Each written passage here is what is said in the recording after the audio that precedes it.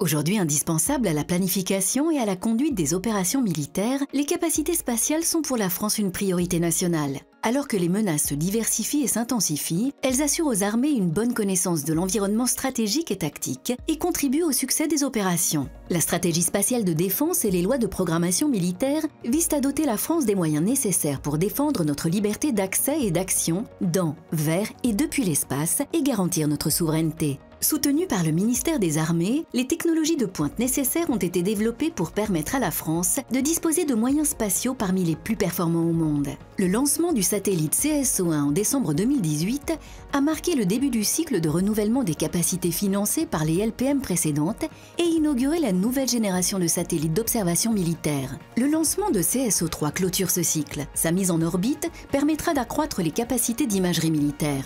Les satellites CSO font partie du programme MUSIS, dont la maîtrise d'ouvrage est assurée par la DGA. Elle a délégué au CNES la réalisation des satellites et du segment de contrôle associé. Une fois CSO-3 réceptionné en orbite, le système complet sera en service au sein des forces pour répondre aux besoins exprimés par l'état-major des armées. 6 ans après le lancement du premier satellite CSO, CSO-3 vient compléter la constellation. Les performances de ce troisième satellite sont identiques à celles de ses prédécesseurs et sont à la pointe de la technologie et du savoir-faire industriel inégalé en Europe en matière d'observation optique de la Terre. Le CNES et nos industriels partenaires, Airbus et Thales Alenia Space, ont atteint aujourd'hui une maturité dans la capacité à développer et opérer de tels systèmes spatiaux, toujours plus complexes, répondant aux besoins de plus en plus exigeants de nos armées. Ainsi, le système va entrer pleinement dans sa phase d'utilisation, prévue pour durer encore au moins 10 ans, avec une participation active du CNES pour en assurer le fonctionnement et la qualité de service. Les satellites CSO sont le fruit d'une coopération qui contribue à l'autonomie stratégique européenne.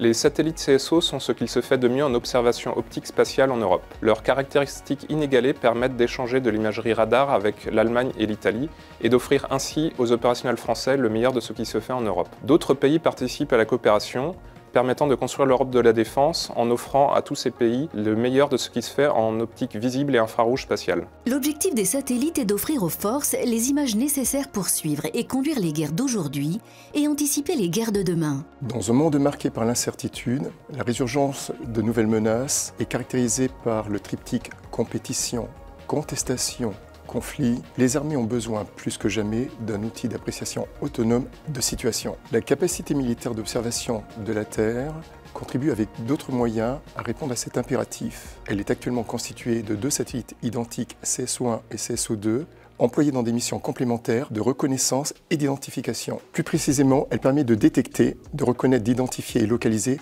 tout objectif d'intérêt de défense, de générer des données à des fins de renseignement, de ciblage et de géographie, de jour comme de nuit, en tout point du monde, dans un rythme compatible avec celui des opérations. Sous la responsabilité du commandement de l'espace, le système CSO participe pleinement à l'appui des opérations militaires en fournissant une imagerie optique visible et infrarouge, fiable, précise et au bon moment. Les images des satellites CSO sont utilisées par de nombreux services de renseignement, principalement la direction du renseignement militaire. Le système MUSIS est en service depuis 2019 et fournit depuis plusieurs centaines d'images quotidiennement.